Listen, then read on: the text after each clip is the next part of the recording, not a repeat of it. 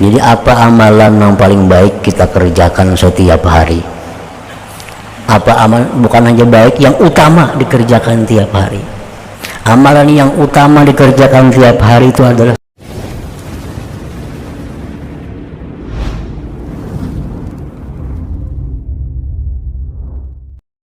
Bismillahirrahmanirrahim.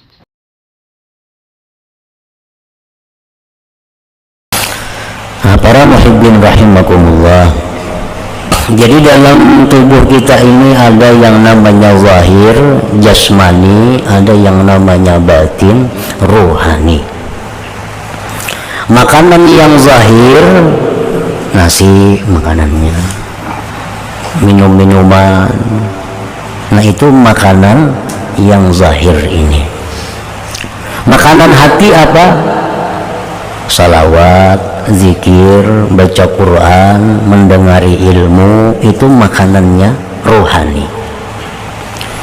Nah apabila jasmani kita ini makan makanan yang manis tapi merasa pahit, berarti ini orang garing, ini orang sakit. Orang sakit tuh liur pahit, disuruh gula pahit, bubur sup pahit, surungi ini pahit. Kenapa? Karena jiwa jasmaninya sakit. Padahal jakanya jasmani sehat, 2 piring habis bubur sup tuh. Kurang buburnya. Lagi sigar ya ada menawari bubur sudah garing macam-macam tawarannya. Tapi garing semuaan pahit. Nah, kenapa pahit? Padahal mestinya manis. Gula mestinya manis, kenapa pahit? Berarti bukan gulanya yang pahit, tapi ini orang masalah pada tubuhnya. Nah, masalah pada tubuhnya ada gangguan, ada penyakit. Begitu dia sehat, maka kembali gula manis, macam-macam makanan menjadi nikmat, menjadi lezat kalau tubuhnya sudah sehat. Nah para muhibbin rahimakumullah, demikian pula hati kita ini makanan resminya adalah zikrullah. Nah, makanan hati ini salawat, itu makanan hati. Nah mestinya hati kita ini begitu kita baca salawat, hati kita ini nikmat. Begitu kita baca zikir, hati kita lezat.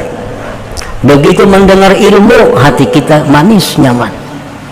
Itu kalau hati kita ini bersih, hati kita ini sehat, hati kita ini normal. Nah kenapa kita diberi makan zikir hambar, diberi salawat pahit, diberi istighfar kada nyaman?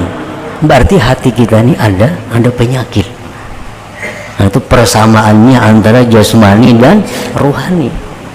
Berarti hati kita ini ada sakit. Nah kalau tubuh itu sakit, berbagai macam namanya penyakit, ada malaria, ada penyakit itu, penyakit ini. Nah hati itu penyakitnya adalah dosa, dan dosa itu pun bermacam-macam jenisnya dosa. Nah, jadi kalau kita berzikir, coba zikir 100 kali la ilaha illallah, nyaman kada hati kita? Bila kada nyaman, berarti hati kita ada dosa, berarti hati kita ada penyakit. Kalau hati kita bersih, pasti nyaman, sebagaimana nyamannya liur kita memakan makanan yang manis. Kalau ada bedanya itu. Nah jadi hati yang penuh dengan dosa tadi, wala lazzata, tidak ada kelezatan, wala halawah, dan tidak ada manisnya.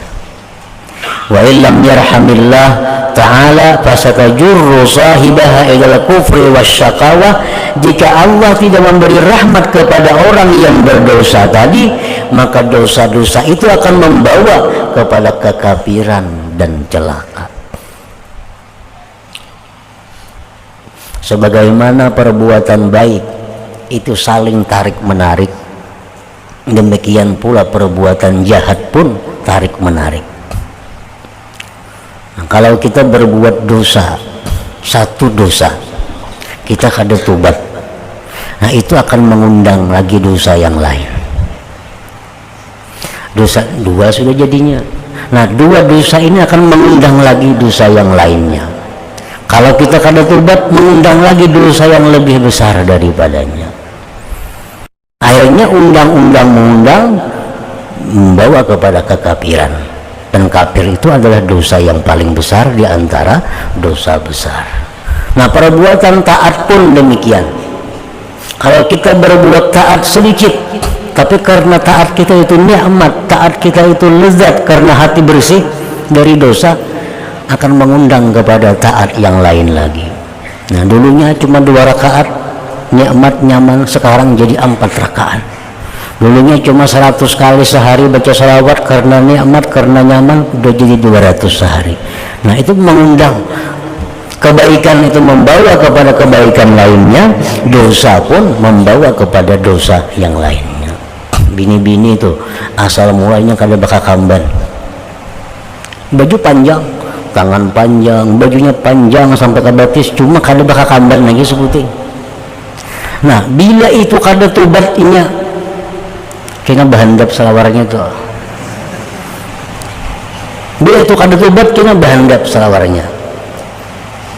Kada tobat lagi, asalnya ingat landal, ingat lintuhut selawar. Kada tobat lagi, ingat batang paha selawarnya. Itu mengundang kepada kejahatan. Kalau tangannya panjang, jadi ingat siku, jadi ingat bahu, akhirnya dadanya kada berpakaian lagi. Nah, padahal asalnya cuma kada memakai jilbab, asalnya cuma kada memakai penutup kepala, tapi karena itu kada disesali, kada tobat, mengundang. Orang laki-laki dan perempuan yang berduaan itu satu dosa. Al-khalwah bil ajnabiyah, berduaan laki-laki perempuan itu dosa. Nah, bila ini kada dihentikan, akan menjalar kepada dosa yang lebih besar lagi, lebih besar lagi. Pada asalnya cuma berduaan. Nah, jadi sifat dosa itu selalu menarik kepada dosa yang lebih besar lagi. Jika Allah tidak memberikan rahmat, maka akan menarik kepada kekafiran, dan akhirnya adalah syakawah, celaka. Faya ajaba kaifa yuwaffaqu li-ta'ati man huwa fi syu'mi wa qaswah, wa kaifa yud'a ila al-khidmati man huwa musirrun 'ala al-ma'siyati wa muqimun 'ala al-jafwa, wa kaifa yuqarrabu lil-munajati man huwa mutalattikhun bil akdzari wan najasat. Bagaimana mungkin diberi taufik, diberi kemudahan untuk taat kepada Allah orang yang berada di dalam kejahatan dan di dalam hati yang keras. Orang yang hati keras karena dipenuhi dosa, bagaimana mungkin itu bisa diberi taufik untuk taat? Dan bagaimana diajak kepada berkhidmat orang yang mengakali maksiat dan meneruskan renggang dengan Tuhannya? Bagaimana didekatkan seseorang untuk munajat sedangkan dia bercelumur dengan kotoran dan najis maksiat? Raja kada akan mengundang seseorang naik ke istana kalau orang itu bercelumur dengan lumpur. Itu sudah nyata. Kita ini jadi raja umpamanya, tentu kita kada akan membiarkan ada rakyat yang naik ke istana sedangkan badannya bercelumur dengan kotoran. Suruh mandi dulu, kita baju rigat ganti, tuh batis basuh, hanya naik ke bawah, ujar raja. Nah, itu raja-raja dunia. Nah, begitu pula Allah tidak akan mengundang seorang hamba yang mana dirinya bercelumur dengan dosa-dosa. Nah, jadi tobat itu adalah utama agar bisa masuk ke istana Allah. Tobat itu adalah utama agar kita bisa taat kepada Allah. Kan taat itu memenuhi undangan Allah. Nah, sembahyang itu memenuhi undangan Allah. Nah, kalau kita bercelumur dengan najis, dengan dosa, tentu kita kada akan dibiarkan masuk. Pantas sembahyang kita selalu berat, sembahyang kita selalu lapah, sembahyang kita selalu berujung lapah. Kenapa? Karena kita kada diizinkan untuk masuk ke dalam hadratullah itu. Wa fil khabar an as-sadiqil masduq Rasulullah sallallahu alaihi wasallam annahu qala idza kadzdzaba al-'abdu tamaha anhu al-malakani min natni ma yakhruju min fihi. Rasulullah sallallahu alaihi wasallam bersabda, bila mana berdusta seorang hamba maka berjauhlah daripadanya dua malaikat dari busuknya yang keluar dari mulutnya. Nah, kita ini berdusta, mengucapkan kalimat dusta, malaikat ini berjauh dari kita karena busuknya itu kalimat dusta tadi. Nah, fakaifa yasluhu hadzal lisan li dzikrillah azza wa jalla, bagaimana patut ini lisan yang bau busuk tadi untuk berzikir kepada Allah azza wa jalla. Nah, kita tangan aja yang rigat patutlah untuk makan, kada patut. Karena mau makan kita kalau tangan rigat pasti kita basuh dulu. Nah, Allah pun kada akan menerima lisan yang kotor itu menyebut namanya. Lisan yang kotor itu menyebut namanya. Palajara malayakadu yajidul musirru alal isyan taufiqa, maka pastilah jauh sekali mendapatkan orang yang mengakali maksiat itu mendapatkan taufik dari Allah subhanahu wa ta'ala. Nah, kenapa malas beribadah, kenapa kada mau awet beribadah, itu kada ada penyebab lain selain daripada ada dosa yang belum dia tobat daripadanya itu.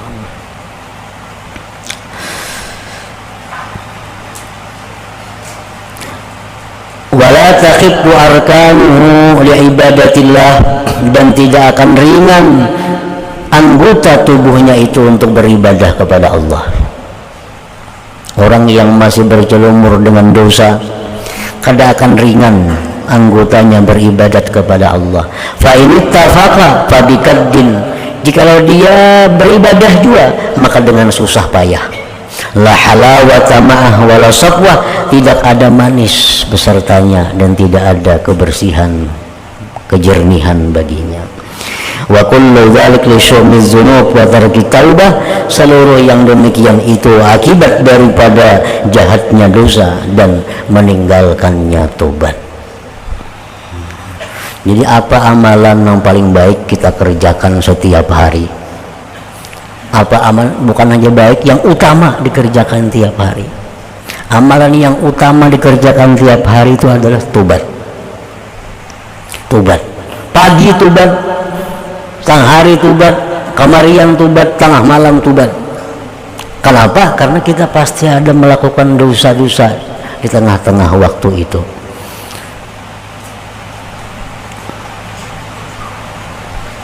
Dan tobat itu kada terlalu sulit, tobat itu kada terlalu ngalih kalau hanya dosa kita yang berhubungan dengan Allah subhanahu wa ta'ala. Tobat itu begitu masuk dengan dosa-dosa yang berhubungan kepada manusia, nah itu sulit sudah tobat. Walaqad sadaqa man qala, sungguh benar orang yang berkata, idza lam taqwa ala qiyamil lail wa siyamin nahar fa'lam annaka maqbulun qad qabbalatka khati'atuk. Sungguh benar orang yang berkata, yaitu Imam Fudail bin Iyad radhiyallahu an, apabila engkau tidak mampu beribadah di malam hari, engkau kada mampu tahajud, kada mampu puasa di siang hari, maka ketahuilah bahwa engkau itu terpasung, dan sungguh memasung akan engkau dosa-dosa engkau sendiri. Wa misluhu qala rajulun lil Hasan al-Basri rahimahullahu ta'ala, seperti itu berkata laki-laki kepada Hasan Basri rahimahullah, ya Aba Sa'id, inni abitu mu'afa wa uhibbu qiyamal lail wa u'iddu ma bari atakassaru wa la akumu hal lidzalika min sabab. Wahai Aba Sa'id, ulun ni guring dalam keadaan sihat, dan ulun kapingin tengah malam tu bangun, ulun siapkan sudah alat-alat bersuci, banyu sudah siap, segan berwudu tengah malam, semuaan sudah siap. Maka apa keadaan ulun ini malas dan kada bisa bangun tengah malam itu, padahal kada ada penyakit apa-apa. Waktu guring hendak bangun tengah malam, sudah disiapkan macam-macam keperluan beribadah di tengah malam, sudah siap. Begitu tengah malam kulir. Apa sebabnya? Faqala, ujar Hasan Basri, zunubuka qayyadatka, itu dosa engkau yang memasung engkau. Nah, dosa engkau yang memasung engkau, sehingga kada bisa kita beribadah di tengah malam, kada apa. Hiyallati mana'atka anil qiyam, nah itulah yang mencegah engkau daripada bangun tadi. Imam Ghazali dalam kitab Ihya, beliau menjelaskan sebab-sebab yang memudahkan seseorang agar bisa tahajud. Satu, ujar Sidin, supaya mudah tahajud itu siang jangan terlalu lapar bekerja, begawi. Karena bila siang kalapahan bekerja, malam kayaknya janak bana guringnya. Satu itu, jangan terlalu lapar, jangan berhimat-himat siang, itu menguras tenaga. Satu. Yang kedua, ujar Sidin, siang itu ada guring. Paling baik itu guring yang namanya qailulah. Nah, menjelang sembahyang zuhur, menjelang tengah hari, jam 10:30 misal guring sampai zuhur. Nah itu sembahyang yang apa? Guring yang berpahala, guring yang khusus menguatkan qiyamul lail. Yang ketiga, udah Sidin, malam itu jangan banyak makan minum. Bila banyak makan minum, otomatis barat mengantuk. Nah, yang keempat, supaya bisa tahajud itu pada siang hari jangan melakukan dosa. Nah, artinya bila melakukan dosa juga tobat sebelum malam. Nah, bila 4 hal itu kita laksanakan, kita akan bisa tahajud di tengah malam itu. Nah, macam orang ini, nah, sudah semua siap, tengah malam bangun, timbul kada kawa tahajud, pada bangun aja, ujuk-ujuk ke situ kamari tengah malam, timbul buka TV sampai subuh kayaknya.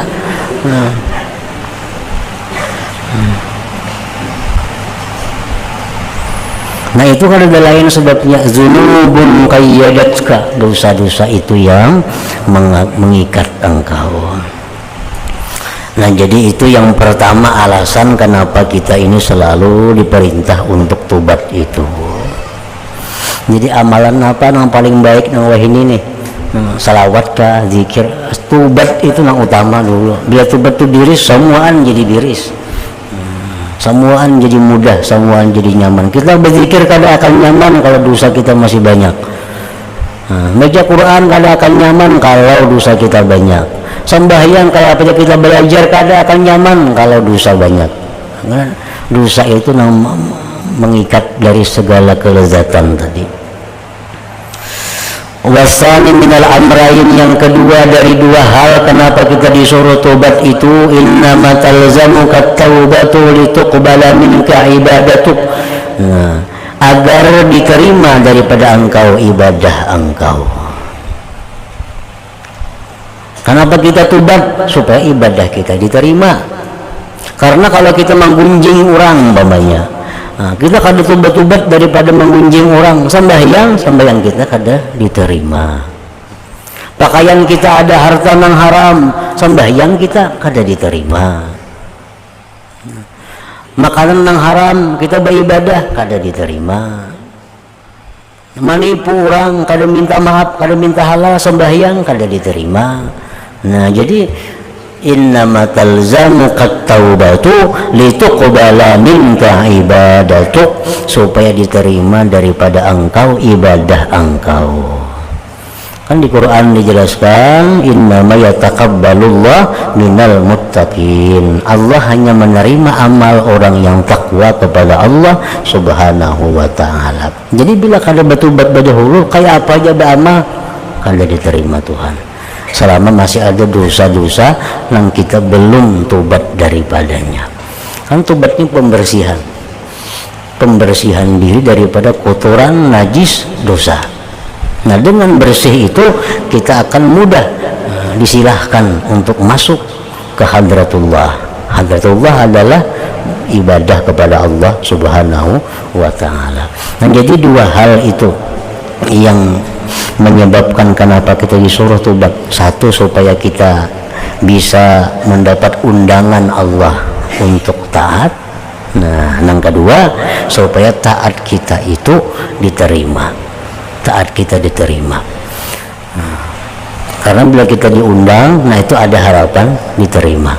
Orang baca umur misalnya lawan kotoran, tigat baju batis rigat, kada diundang ke istana, masuk ke istana Bakakarasan, kada menghadapi juga rajanya. Tentu raja kada akan mau menghadapi. Nah, sama orang banyak berisi dosa, karena betul-betul bertatap sembahyang berpaksaannya, kada Tuhan terima juga sembahyangnya. Nah, itu persamaannya, perbandingannya. Jadi tobat itu membersihkan dulu. Bila kita bersih diri, nah kita bisa diundang oleh Allah. Bila Allah mengundang, tentu Allah akan menerima apa yang kita sampaikan ke hadirat Allah Subhanahu wa ta'ala.